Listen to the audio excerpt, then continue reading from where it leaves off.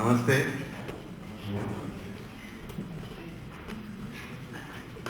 Gentlemen and ladies sitting on the dais and the JCI national presidents and other board directors and organizers. Good evening to all of you. I am Chalapathy, representing the Vincent Ferrer Foundation in Spain and the Rural Development Trust working in Anantapur district of a South Indian state of Andhra Pradesh. This is a very good opportunity for us.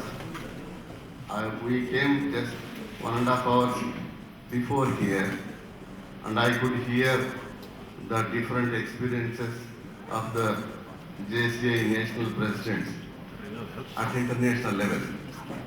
And my experience at grassroots level will be of great useful for these people, and it will be a blend of experience at grassroots and international level. Anantapur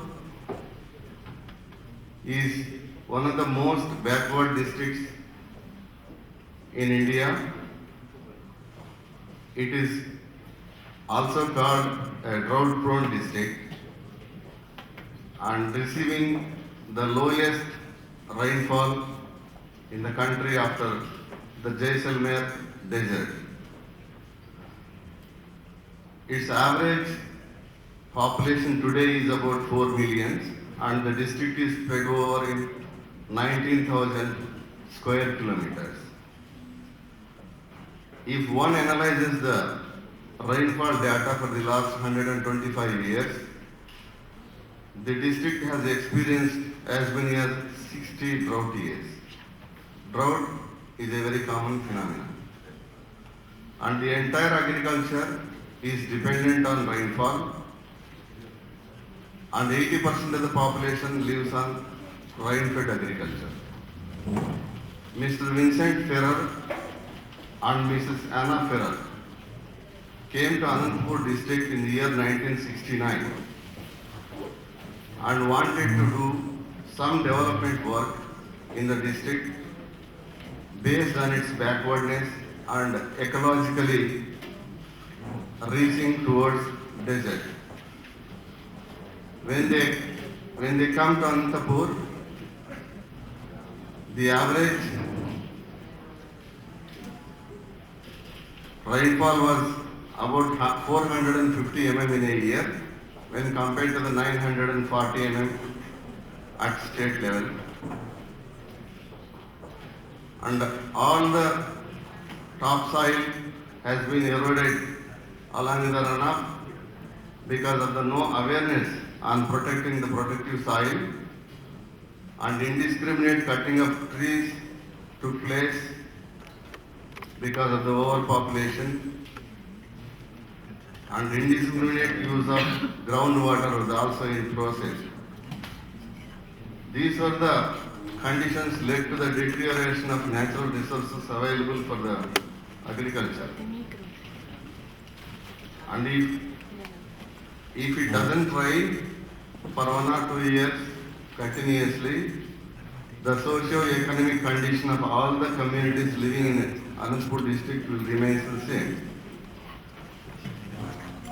The plight of the poor people, particularly the Dalits and tribals.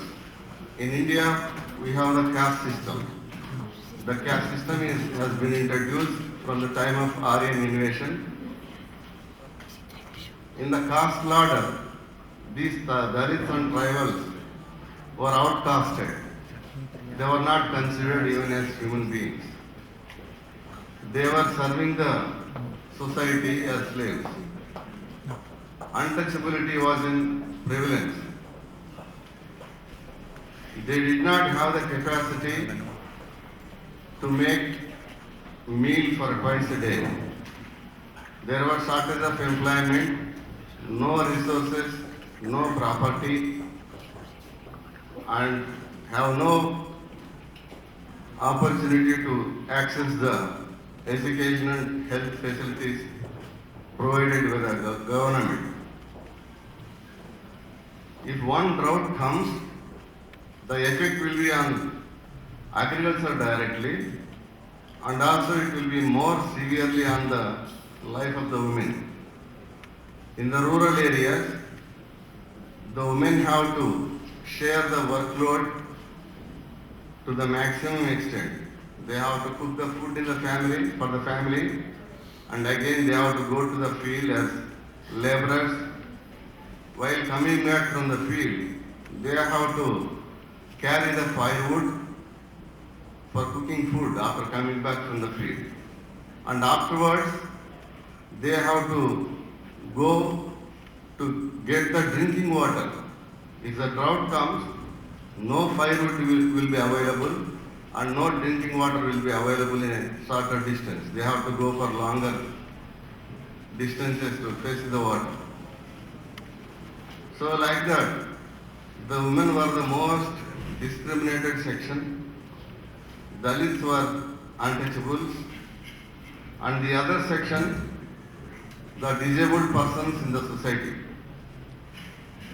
The disabled persons with disabilities, physically and mentally, were not even considered into the Indian population until 1981. Only during the 1981 census, the Indian government could include them into the population. At family level, the family had never considered a son or a daughter as a member of the family. That was the degree of discrimination experienced by the disabled persons in the society. So these were the difficult and challenging situations existed before the starting of RDT, which is Rural Development Trust, and it was started in the year 1969. To meet all these challenges and develop in an integrated manner, Mr. Ferrer has evolved a design more comprehensively. The children has no opportunity to go to the school. That was taken as a point for bringing awareness among the communities. Even before Christ, the Aryans were 100% literate. And the lowest community, Dalits, having any education. To bridge the gap, Mr. Ferrer thought that if few generations of the children belonging to Dalit children are selected and enrolled into the government schools and a special coaching is arranged, at least they will get the primary education. Like that, initiated the education program by doing community organization among the adults. Community organization was the main focus for doing all the development activities. Based on the needs of the family, the sectors have been evolved from the community organization. So parents never thought of sending their children to the school because they thought children were their property. If they have more children, they can go as more laborers to work for the others and earn money. So the children also can become bread earners. Otherwise also, they were going to graze the cattle belonging to the landed farmers. So the strategy of giving education paid a big dividend, and from that stage, today after 40 years of development, more than 150,000 children got educated, out of which hundreds of working in village and number of hundreds of doctors. In all spheres, the children belonging to Dalits are blossoming, girls and boys. And to give the health facility and also to make them get the access to the health facility, lot of awareness has been given, and the maternal mortality rate and infant mortality rate was very high in the beginning. Now it is reduced to the maximum extent. Imagine the women belonging to the most backward communities, the deliveries have been institutionalized. Organization, the foundation, with the help of the foundation in Spain, could construct few referral hospitals, and after establishing network of health workers at grassroots level to give the first aid. The first aid is not sufficient. They are referred to the hospitals constructed by the organization, and even some severe cases have been referred to the cities. So that way, health aspect is protected, and the women, to reduce the discrimination being faced by the society, organized into groups to fight against the discrimination, and also a credit facility was created at grassroots level for making use of productive purposes, the family development taking place. Women have become the major focus point for developing the family, and as many as 15,000 women groups are organized so far, and they are working for the better life at community level and also at village level. Recently, a new challenge has been taken up in the women's sector to work against the violence against the children, girl children, and women at a domestic level and also at village level. The other major aspect is the shelter. There is no decent shelter for living for the poor people. From the ancient times, they were discriminated because they were living in dirty conditions. No decent place to live. They were living in the huts and losing lot of self-respect.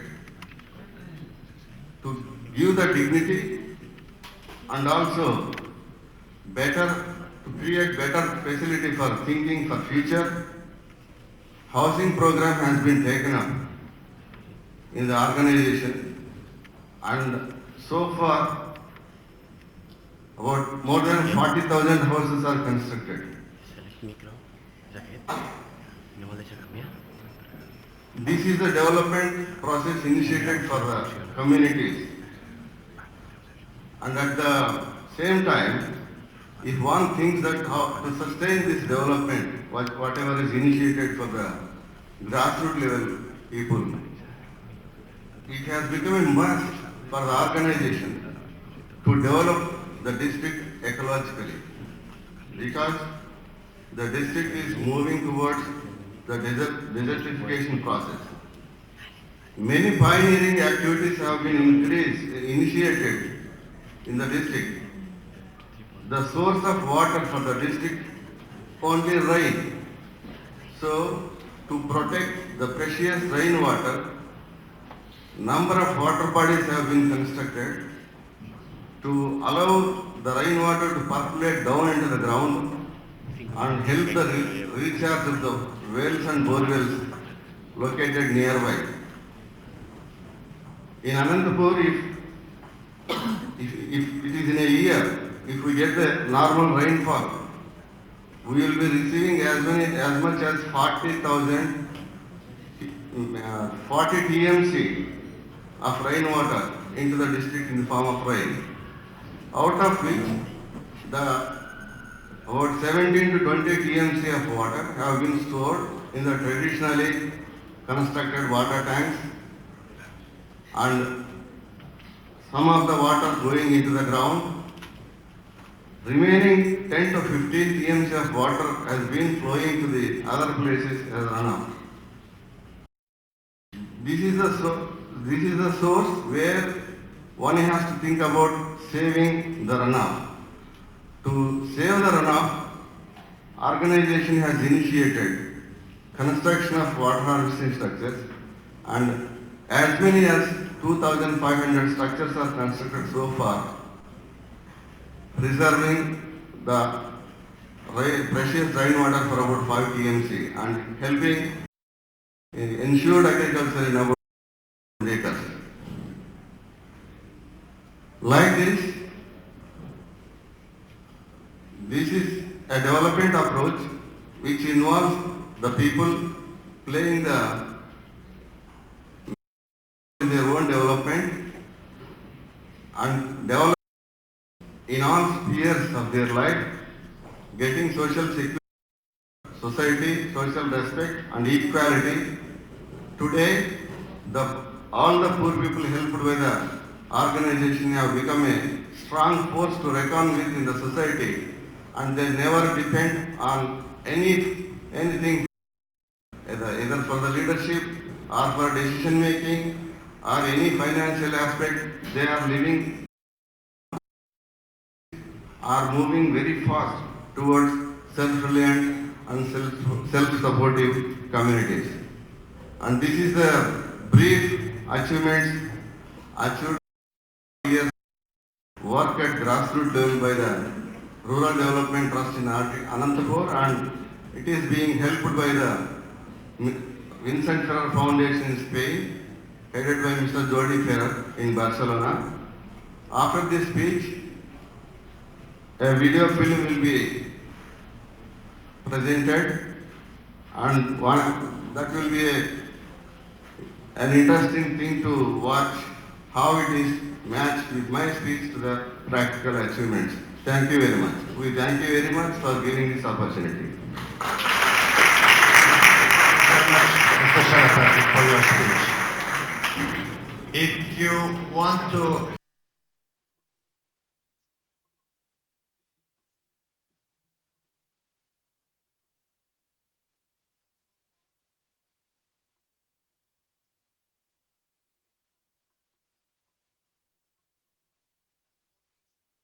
just if we take place on international scene, and therefore we try to communicate and cooperate with ICC, with United Nations. And through JCI projects or programs that our local organizations or national organizations are running, it can be true, it can come true. Our founder, Henry Gizenbier, spoke about steering the people toward the establishment of permanent and everlasting peace. It's the message that will guide and is guiding our organization in 2011 and takes our toward the establishment of the permanent and everlasting peace in all around the world. I would like to thank you for your participation, for your sharing the experience, and I would like to thank you also to JCI President Kentaro Harada, Secretary General Edson Kodama, Vice President Toshi, as well as Executive Director Ari and JCI staff for their support. As one global team, go impact the world. Thank you very much.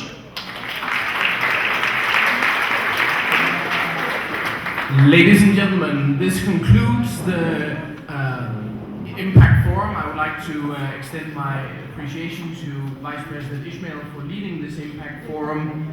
Thank you for a job well done. I would also thank you very much from the Vincent Institute, our keynote speaker today, for lost the name, Mr. Chalapathy. Sorry, it's very difficult to pronounce.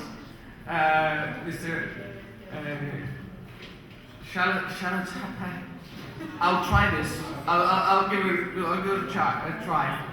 Chalapathy for your keynote speech here today. Let's give him a big round of applause.